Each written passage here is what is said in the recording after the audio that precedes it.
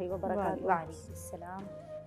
ہم اگر اس کے پس منظر کی طرف جاتے ہیں تھوڑا سا، تو ہم یہ دیکھتے ہیں کہ نبی کریم صلی اللہ علیہ وسلم قریش مکہ کے رویوں کی باعث بہت زیادہ افسردہ ہیں، بہت زیادہ غمگین ہیں، اور مہانی کے گھر پہ جا کر قیام کرتے ہیں اور وہاں پر ان کو نیند آ جاتی ہے، اور اس کے بعد جبریل علیہ السلام ان کو لینے کے لیے آتے ہیں۔ اب یہ اللہ تعالیٰ کی محبت اپنے محبوب سے دیکھیں یہاں پہ، کہ یہ پورا آپ کو سمجھ میں آئے گی یہ چیز کہ یہ کس طرح سے نماز کی اہمیت، کہ اللہ تعالیٰ جو ہے اپنے محبوب کو بلا رہے ہیں اپنے پاس ان کی دلجوئی کرنے کے لیے، ان کو ایک بہت عظیم تحفہ عطا کرنے کے لیے۔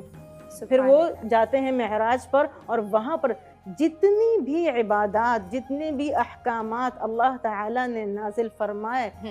مسلمانوں کے لیے، وہ سارے جبریل علیہ السلام کے ہاتھ زمین پر بھیجے گئے۔ لیکن نماز کی اہمیت اتنی زیادہ ہے کہ اس کو اللہ تعالیٰ نے نبی کریم صلی اللہ علیہ وسلم کو بلا کر عطا فرمایا، اس کی عرش پر بلا کر عطا فرمایا، اور اس کی التحیات جو ہے کہ روبرو جب ملاقات ہو رہی ہے تو پھر وہ التحیات کا سلسلہ ہو رہا ہے۔ اگر ہم یہ حدیث کی طرف آتے ہیں کہ نماز میری آنکھوں کی ٹھنڈک ہے، تو یہ یہاں سے ہمیں پتہ چلتا ہے قرۃ عین لی، کہ یہ ٹھنڈک کیوں ہے، نماز کی اتنی اہمیت کیوں ہے، کیونکہ اللہ تعالیٰ نے اس کو عطا کس طرح سے کیا ہے۔ ان الصلاۃ کانت علی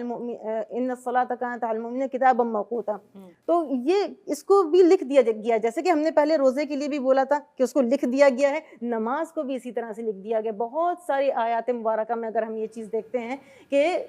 مقرون کیا گیا ہے، نماز کی فرضیت پہلے ہے، نماز کی فرضیت پہلے ہے۔ یہ وہ چیز ہے جس کا سب سے پہلے حساب ہوگا مومن سے، یہ وہ چیز ہے، اس کی آپ اہمیت اس طرح سے دیکھیں کہ حدیث شریف میں آ رہا ہے، جس کا مفہوم یہ ہے کہ اس طرح سے اس کی مشابہت ہے جیسے کسی کے گھر کے سامنے سے ایک نہر بہ رہی ہے، اور وہ ہر 5 دن میں 5 مرتبہ اس سے جا کے غسل کرتا ہے، تو وہ کتنا پاک صاف ہو جائے گا، اس کے اوپر کوئی